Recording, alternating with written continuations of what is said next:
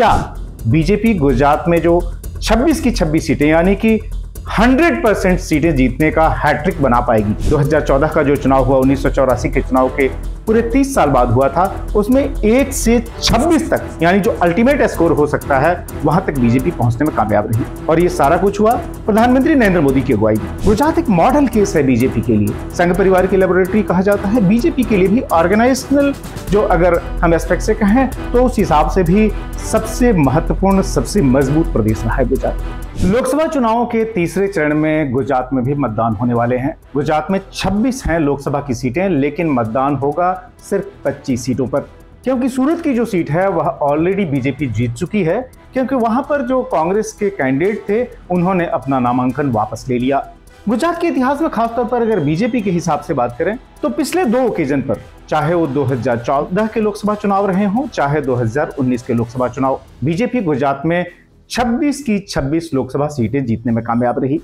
जाहिर है गुजरात प्रधानमंत्री नरेंद्र मोदी और गृह मंत्री अमित शाह दोनों का अपना गृह राज्य है, और इस बार भी निगाहें इस बात पर हैं कि क्या बीजेपी गुजरात में जो 26 की 26 सीटें यानी कि 100% सीटें जीतने का हैट्रिक बना पाएगी क्या? एक सीट तो बीजेपी ऑलरेडी जीत चुकी है। जो 25 सीटें जिन पर की मतदान होंगे, क्या वह सभी की सभी 25 सीटें बीजेपी कॉर्नर कर पाएगी? और खासतौर पर अगर बीजेपी का इतिहास देखा जाए, 1984 में पार्टी को पूरे देश में 2 सीटें मिली थी सिर्फ, जिसमें से कि एक सीट गुजरात से थी, गुजरात की महसाना सीट। तो 1984 में जो सफर जो है वह शुरू हुआ सिर्फ एक सीट से, वह 30 साल बाद आप देखें 2014 का जो चुनाव हुआ, 1984 के चुनाव के पूरे 30 साल बाद हुआ था, उसमें 1 से 26 तक यानी जो अल्टीमेट स्कोर हो सकता है वहां तक बीजेपी पहुंचने में कामयाब रही। और ये सारा कुछ हुआ प्रधानमंत्री नरेंद्र मोदी की अगुवाई में। गुजरात की जनता ने उन पर अभूतपूर्व विश्वास व्यक्त किया, चूंकि उसके पहले वो आप ध्यान रखें कि पौने 13 साल तक गुजरात के मुख्यमंत्री रहे। गुजरात के इतिहास में अगर देखें, राजनीतिक इतिहास में, तो वह लॉन्गेस्ट सर्विंग चीफ मिनिस्टर है। मुख्यमंत्री से सीधे प्रधानमंत्री बने नरेंद्र मोदी, और गुजरात की जनता ने दिल खोलकर वोटर्स ने उनको वोट किया और 26 की 26 सीटें जिता दी लोकसभा की, जो कि अपने आप में रिकॉर्ड है। और पहली बार जीता ऐसा नहीं, अब ध्यान रखें कि 2014 के बाद से 2019 में भी 26 की 26 सीटें नरेंद्र मोदी ने बीजेपी की झोली में डलवाई। ऐसे में बड़ा सवाल यह है कि क्या इस बार बीजेपी 26 की 26 सीटें जीतने का हैट्रिक बना पाएगी? एक सीट तो ऑलरेडी उसकी झोली में जा चुकी है, बाकी बची 25 सीटें, क्या वो सब की सब बीजेपी को मिल जाएगी? ये सवाल इसलिए भी उठ रहे हैं क्योंकि एक तो ये कि इस तरह का रिकॉर्ड कभी बना नहीं है, दूसरा ये है कि अपने ही अपेक्षाओं पर खरा उतरना। खुद प्रधानमंत्री मोदी ने अपने लिए एक बड़ा रिकॉर्ड सेट कर दिया है। आप देखें देश के लिए तो एनडीए के लिए 400 पार, जहां तक बीजेपी का सवाल है 370 पार। तो ऐसे में गुजरात की भूमिका काफी बड़ी रहने वाली है। अब प्रधानमंत्री नरेंद्र मोदी खुद भी अपना वोट करने के लिए जाने वाले हैं, क्योंकि वो अहमदाबाद के ही वोटर हैं, अहमदाबाद के रानीप इलाके में वोट करते हैं। तो सवाल ये है कि क्या 25 की 25 सीटें मिल जाएंगी, क्योंकि 26वीं सीट तो ऑलरेडी मिल चुकी है। और बीजेपी की हिस्ट्री को देखें और बीजेपी के संगठन को देखें, चूंकि गुजरात एक मॉडल केस है बीजेपी के लिए, संघ परिवार की लेबोरेटरी कहा जाता है। बीजेपी के लिए भी ऑर्गेनाइजेशनल जो अगर हम एस्पेक्ट से कहें तो उस हिसाब से भी सबसे महत्वपूर्ण, सबसे मजबूत प्रदेश रहा है गुजरात, जहां पर कि 1995 से आप ध्यान रखें कि विधानसभा चुनाव में बीजेपी लगातार मैंडेट ले रही है। 1995, 98, 2002, 2007, 2012, 17, 22 और 22 में तो ऑल टाइम रिकॉर्ड बन गया। जो रिकॉर्ड 1985 में माधव सिंह सोलंकी ने 182 विधानसभा सीटों में से 149 सीटें जीतकर बनाया था, आखिरकार वो रिकॉर्ड 2022 के चुनाव में टूट गया, जब बीजेपी ने 182 में से 156 सीटें जीत ली। तो आप ध्यान रखें कि 2022 में बीजेपी ने इतना शानदार प्रदर्शन किया और उसके बाद से हो रहे हैं 2024 के लोकसभा चुनाव। और गुजरात की जनता मोदी पर भरोसा क्यों नहीं करेगी? ये सवाल इसलिए क्योंकि ध्यान रखें कि धरती पुत्र हैं, गुजरात से ही आते हैं, गुजरात के ही सीएम से वह जो है देश के पीएम बने 2014 में। 10 साल तक देश के प्रधानमंत्री 2 टर्म तक रहने के बाद से तीसरी बार मैंडेट लेने के लिए लोगों के बीच जा रहे हैं। तो जाहिर है एक धरती पुत्र फैक्टर है, क्योंकि गुजरात के ही निवासी हैं, उनका जन्म वडनगर में हुआ था। और क्या कुछ चैलेंजेस हैं क्या? कुछ लोग सवाल उठाते हैं कि गुजरात में क्षत्रिय आंदोलन हुए, चूंकि पुरुषोत्तम रूपाला जो कि बीजेपी के बड़े नेता हैं, केंद्र में मंत्री भी हैं, उन्होंने राजकोट के उम्मीदवार के तौर पर कुछ ऐसी बातें कही जो कि राजपूत और ग्रेटर क्षत्रिय समुदाय को शायद पसंद नहीं आई। जगह जगह प्रदर्शन भी हुए, लेकिन क्या वो प्रदर्शन मोदी के खिलाफ वोटिंग में कन्वर्ट होगा, बीजेपी के खिलाफ वोटिंग में कन्वर्ट होगा? अगर आप इतिहास देखें और खासतौर पे मोदी का खुद का जो कनेक्ट है क्षत्रिय कम्युनिटी के साथ, वो बड़ा जबरदस्त रहा है। इसका हाल में भी उदाहरण देखने में को मिला जब मोदी जामनगर की यात्रा पर गए। वहां पर एक समय जो जामनगर रियासत हुआ करती थी, उसके जो भी करंट वारिस हैं, जिनको आज भी जाम साहब ही कहा जाता है, शत्रुशल्य जी, उनसे मिलने के लिए गए और शत्रुशल्य जी ने उनको जमकर आशीर्वाद दिया। यहां तक कि उनके समर्थन में उन्होंने चिट्ठी भी लिखी थी जब ये एजिटेशन शुरू हुए थे।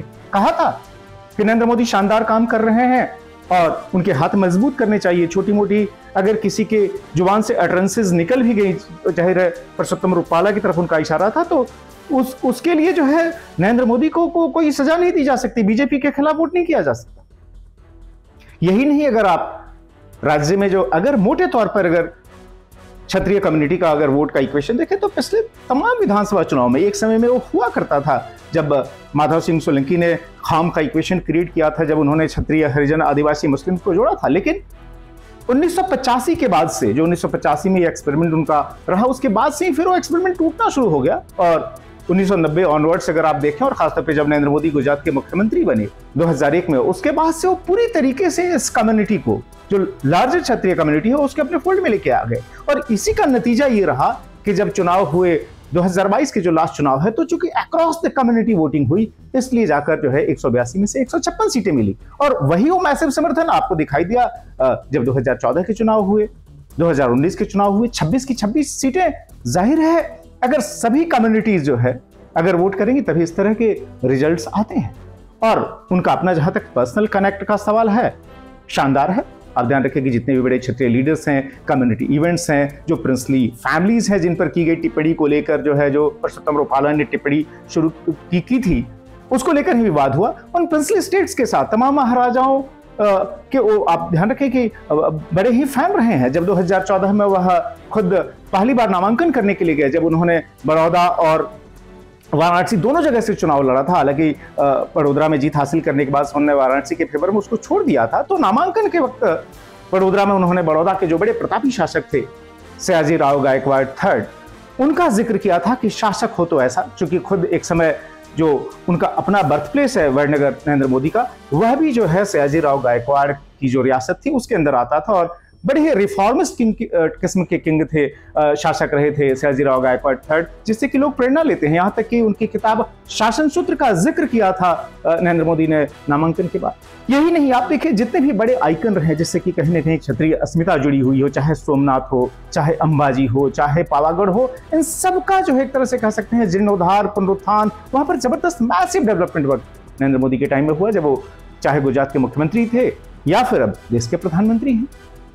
तो कम्युनिटी के तौर पर अगर आप देखा जाए तो इस कम्युनिटी का नरेंद्र मोदी से कोई विरोध नहीं है। इक्का दुक्का जो है कुछ वेस्टेड इंटरेस्ट के साथ कुछ लोग अपना विरोध कर सकते हैं, अखबार में नाम भी कह सकते हैं, या फिर जो अटेंशन ग्रैब करने की कोशिश भी कह सकते हैं, या फिर जो कहीं छोटी मोटी भावनाएं आहत हुई हैं उसका रिफ्लेक्शन कहीं कहीं दिखाई देता है छोटे मोटे प्रदर्शनों के तौर पर, लेकिन वो जाहिर है नरेंद्र मोदी के खिलाफ वोटिंग में नहीं कन्वर्ट होगा। तो इसलिए जो है ज्यादातर लोगों का ये आकलन है कि एक बार फिर से बीजेपी गुजरात में हैट्रिक बनाने की तरफ जा सकती है। और ये जो जर्नी है आप देखिए ना, 1984 में जो शुरू हुई थी एक सीट के तौर पर, लोकसभा की एक सीट जीती थी महसाणा की बीजेपी ने, वहां से जो है 2014, 2019, 26 की 26 सीटें जो है बीजेपी ने जीती है नरेंद्र मोदी की अगुवाई में।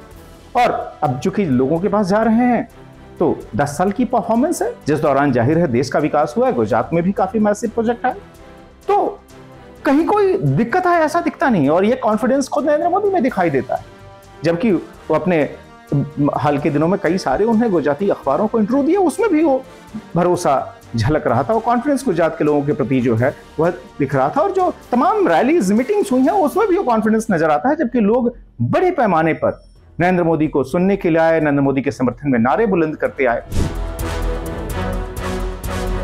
और अगर वैसे भी गुजरात के इतिहास को देखें, खासतौर पर पॉलिटिकल हिस्ट्री को, तो 1960 में गुजरात बना, उसके बाद के सबसे पॉपुलर लीडर है नरेंद्र मोदी। इस तरह का मैसिव सपोर्ट आज तक गुजरात की जनता ने किसी को नहीं दिया। जो तमाम मेजर कम्युनिटीज हैं, चाहे आप आदिवासियों को देखें, चाहे दलित को देखें, ओबीसी को देखें, जो पटेल कम्युनिटी देखें जो कि सबसे इन्फ्लुएंशियल कम्युनिटी है, या फिर सवर्ण जातियां जो है वहाँ की, चाहे आप क्षत्रिय हो ब्राह्मण हो, इन सबका एक तरह से कह सकते हैं सपोर्ट रहा है। और इसी के जरिए मोदी ने इतनी पॉपुलैरिटी जो है उस सपोर्ट के आधार पर गेन की, जो कि वोट में कन्वर्ट हुई, और वो एक के बाद एक अपनी अगुवाई में लगातार 3 चुनाव उन्होंने विधानसभा के जितवाए। उसके पहले बीजेपी के संगठन महामंत्री के तौर पर राज्य में उन्होंने 1995 में बीजेपी की अपनी मैसिव मैंडेट की पहली सरकार बनवाई, अपने बूते की सरकार बनवाई, फिर 1998 में चुनाव जिताया। तो इसलिए इस बार भी जो 26 सीटें जीतने का जो लक्ष्य रखा गया, उसमें कहीं कोई बहुत चैलेंज नहीं दिखाई देता। और ये बात जो है नरेंद्र मोदी के जब आप भाषण सुने, जब उनके इंटरव्यू सुने, उसमें भी दिखाई देती है इस तरह की कॉन्फिडेंस। और यही चीज जो गुजरात से ही आते हैं गृह मंत्री अमित शाह, उनमें भी दिखाई देता। और सबसे बड़ी बात यह है कि मतदान के अवसर पर खुद प्रधानमंत्री नरेंद्र मोदी और गृह मंत्री अमित शाह खुद अपने होम स्टेट में रहने वाले हैं, तो उसका भी एक बड़ा साइकोलॉजिकल असर पड़ेगा।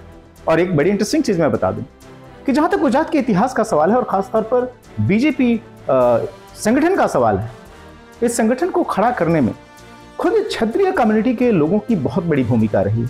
एक तरह से कह सकते हैं जो शुरुआती अध्यक्षों में से एक रहे हरि सिंह जी गोहिल ने सौराष्ट्र के इलाके में जो उस समय जो जनसंघ होता था, जनसंघ जिसका कि बाद का रूप बीजेपी है, चूंकि जनसंघ का बाद का अवतार 1980 में बीजेपी के तौर पे फॉर्म हुई, उसको खड़ा करने में सबसे बड़ा रोल उन्होंने पैदा किया था। इसी तरीके से बलभद्र सिंह राणा एक बहुत बड़े नाम थे, जिन्होंने कि सुरेंद्रनगर भावनगर के इलाके में संगठन का विस्तार किया।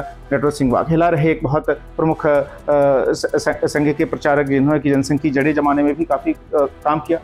तो उस कम्युनिटी से दूसरे जो तमाम कम्युनिटी से, इन सभी लोगों की कंबाइंड फोर्स थी, जिसके जरिए जो है पहले जनसंघ की जड़ें गुजरात में मजबूत हुई, और फिर 1980 में जब बीजेपी की नींव पड़ी, उसने 1984 ऑनवर्ड्स लगातार अपने को इतना मजबूत किया कि 1995 के बाद से गुजरात बीजेपी का अभेद्य किला बन चुका है। और अगर 2014 लोकसभा चुनाव की बात करें तो उसके बाद से 2014-2019 विपक्ष को एक भी सीट जीतने में कामयाबी नहीं मिली, और 2024 में वोटिंग नहीं हुई, उसके पहले ही एक सीट ऑलरेडी सूरत की उसके पाले में आ चुकी है। तो लगता नहीं है कि कहीं कोई चैलेंज है, और यही वो कॉन्फिडेंस है जिसके आधार पर, चूंकि आप अपने होम टर्फ पे मजबूत हैं, इसीलिए आप देश में जो है 400 पार का नारा बड़े भरोसे के साथ बुलंद कर सकते हैं। और जो गुजरात को मैंने देखा है, चूंकि 15 साल मैं खुद गुजरात में रहा, 99 से 2014, गुजरात में जो रॉक सॉलिड सपोर्ट मोदी को लेकर रहा है, जो कि विधानसभा चुनाव के नतीजे में रिफ्लेक्ट होता है बार बार, या फिर लोकसभा चुनाव के नतीजे में, उसमें कहीं कोई कमी इस बार भी नहीं दिखाई देती। जाहिर है इस तरह की सियासी पृष्ठभूमि के बीच मतदान होने जा रहा है।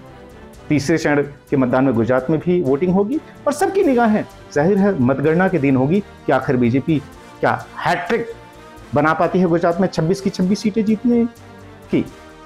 एकमात्र अगर कोई मिस्ट्री है तो यही है, बीजेपी काफी कॉन्फिडेंट है, और इस कॉन्फिडेंस के बीच वो जा रही है तीसरे चरण के चुनाव में, जिसमें कि गुजरात में भी वोट डाले जाने हैं।